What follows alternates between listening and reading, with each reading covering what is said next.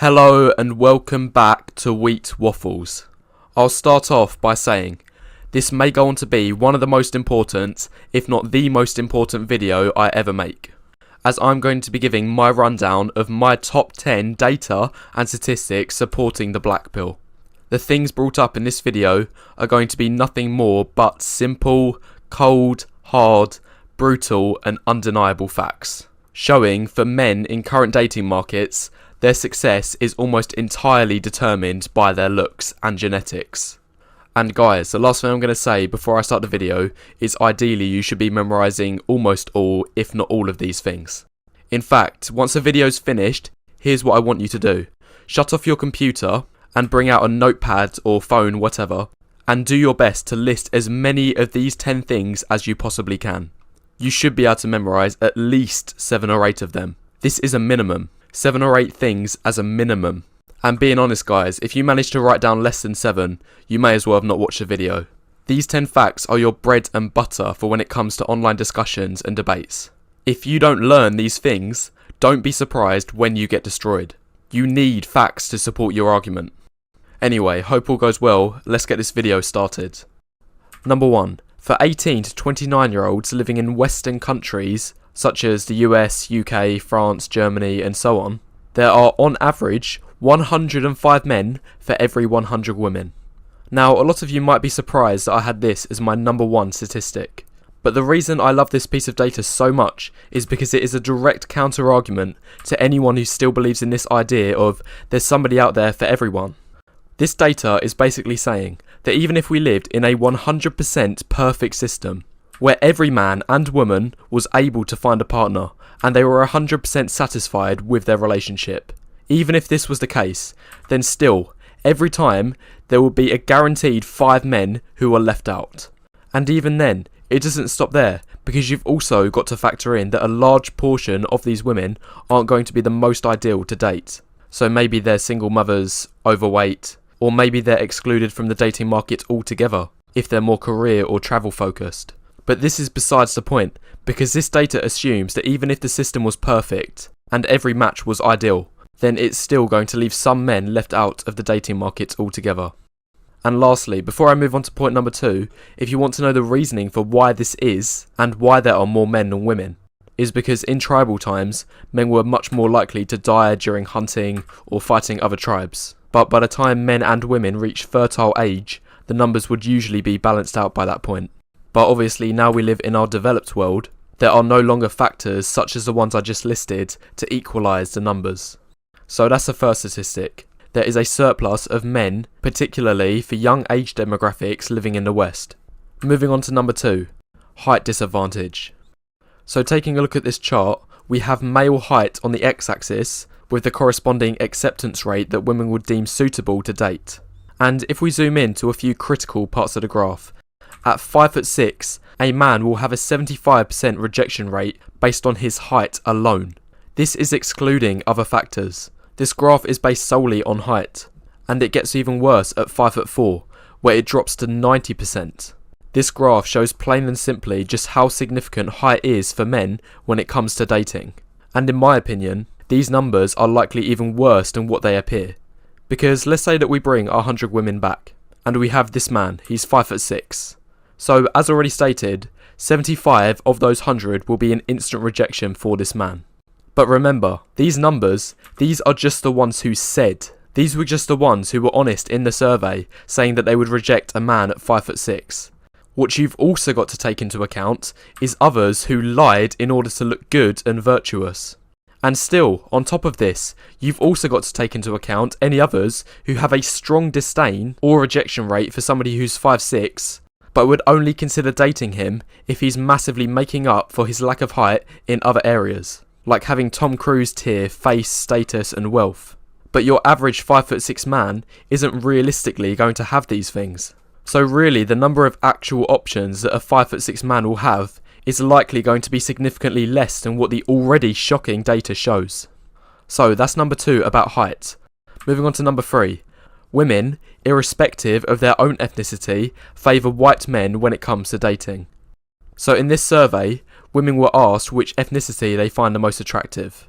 I'll start by showing you this. This is what the data would look like if your ethnicity had nothing to do with your dating life. If people were colourblind, as it's now commonly said, there'd be a completely even playing field, each sitting at 20%. Well, this graph, this is how white women responded. As you can see, the data is now heavily skewed. They in fact favour their own ethnicity by 86%, with others being preferred for roughly 5%. But I can understand this. I can see why it makes sense that one ethnicity will prefer to date their own. So based off this, you might expect other ethnicities to look something like this. So if you ask black women, they might respond this way, again favouring their own. Same goes for all other ethnicities, you'd expect the same pattern. But in reality, this is what the actual data looks like. Now this might seem a little confusing at first, but we have the female's ethnicity on the left, and their preference rate on the bottom. And the bars are colour coded. So if we go back to what white women rated earlier, you'll see on the graph that the orange bar for white men sits at 86%. And now what the shocking thing is, what stands out right away, is there is a hell of a lot of orange on this chart. Meaning most ethnicities when it comes to preferences in dating prefer to date white men. In fact, what's most shocking, in every case except for black women, they had a preference of over 50%.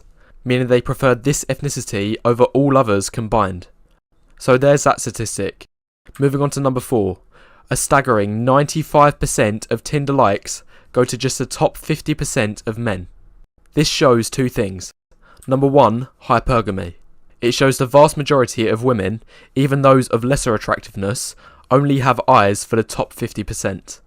And secondly, it also shows the significant amount of looks discrimination that men face when it comes to dating. So if you're in that bottom 50% of men, which, for a man selected at random, will be a coin flip, then you're competing for that last 5%. This shows how severely the odds can be stacked against you, almost entirely based on your looks. If you've watched a lot of my content, you will know this is one of my favourite statistics to use. It's a great one to have at hand and can be used in many points of discussion. Next, number 5. Looks is the biggest indicator of a man's dating success. So if we take a look at this graph, on the left we have various attributes that make you attractive. So looks, personality, money. On the right we have the rating of how strong each of these factors is for when it comes to a relationship initiation. And it's scored from -1 to 1. So the closer to 1 a factor is, the more weight it carries. And if it's below 0, it's undesirable. It actually makes your situation worse. So let's fill in the table. We'll start with what it's like for women. And the result should be fairly obvious. So obviously looks came in first. Everyone knows that men care about a woman's looks, and is a hugely significant factor for when a man is determining the suitability of a potential partner. So no surprises there. Personality came second and money came third. Now let's see what the picture looks like for men.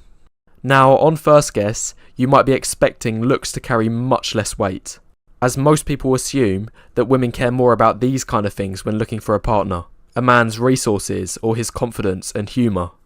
But, in reality, this data shows when it comes to dating, looks is just as important, if not slightly more important for men than it is for women, with looks carrying a strength correlation of 0.46 for men, which is 0.03 higher than it is for women.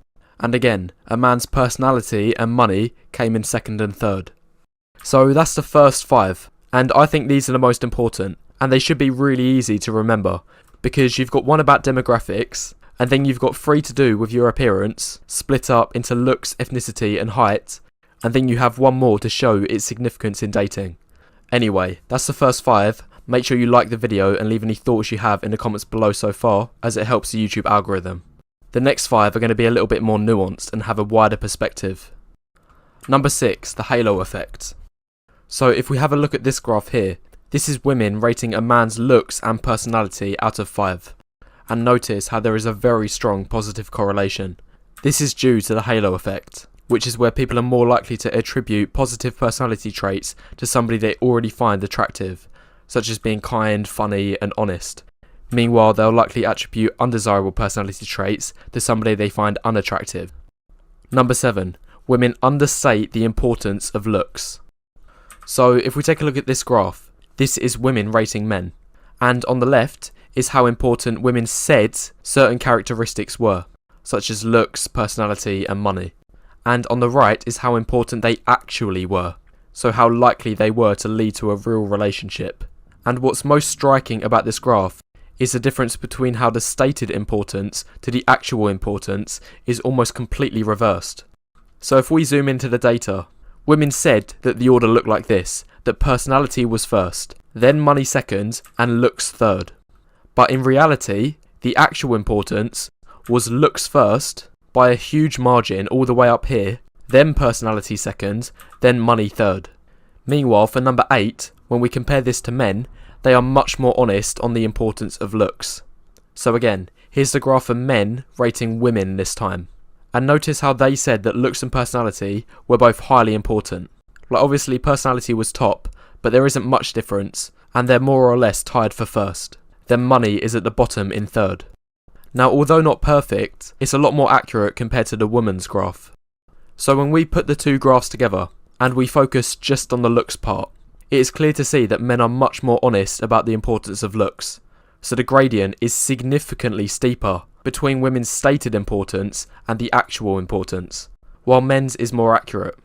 And this concept is likely why so many men wind up in the friend zone, because they believe and they are told by women that it is their personality that's holding them back, and these men think that they just need more time in order to show their personality to that woman. So that's for men.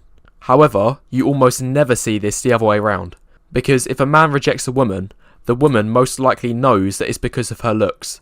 The world is made openly aware that men care about looks, and the woman will probably know that the man has hotter and more attractive options. Number 9, and these last 2 points are going to be more in respect to the wider world, and how your physical attractiveness affects you even outside of your dating life. And this data is that babies stare at attractive faces for 4 times longer than unattractive faces. So for this study, they held up an attractive face and an unattractive one. And for 80% of the time monitored, the baby stared at the more attractive face. And what I like about this statistic is that it shows the innate and subconscious bias that all people have when it comes to judging people based on their appearance. Because here's the thing, when you think of babies, they are often considered to be completely innocent and lack the cognitive abilities to be prejudiced. But still, the evidence shows that the preference for attractiveness happens subconsciously. People are less likely to want to be around you, be friends with you, do favours for you, if you're less attractive. Your attractiveness affects you so much more than just your dating life. And this brings me into my last piece of data. A man is over 6 times more likely to become a CEO at 6 foot or over. So these are my calculations. The Fortune 500, which is the 500 biggest companies in the US, the male CEOs have an average age of 59 years old. And 58% of the CEOs are over 6 foot. But unbelievably, just 9% of 59-year-olds are over 6 foot. So when you punch the numbers in, simply being over 6 foot gives a 6.4 times multiplicative advantage over sub 6 foot men. This concretely shows that your height is very closely linked to your status. You're more likely to be considered a leader if you're taller, get promoted at your job, be put in more powerful positions. So again, just like your face, your height as a man affects you so much more than just your dating life. Anyway, these are my top 10 pieces of data. And as I said at the beginning, it is crucial that you learn these off by heart. They're all in simple categories, so they should be easy to remember. Anyway, if you really enjoyed this video, be sure to press the like button and leave any thoughts you have in the comments below, as it helps the YouTube algorithm.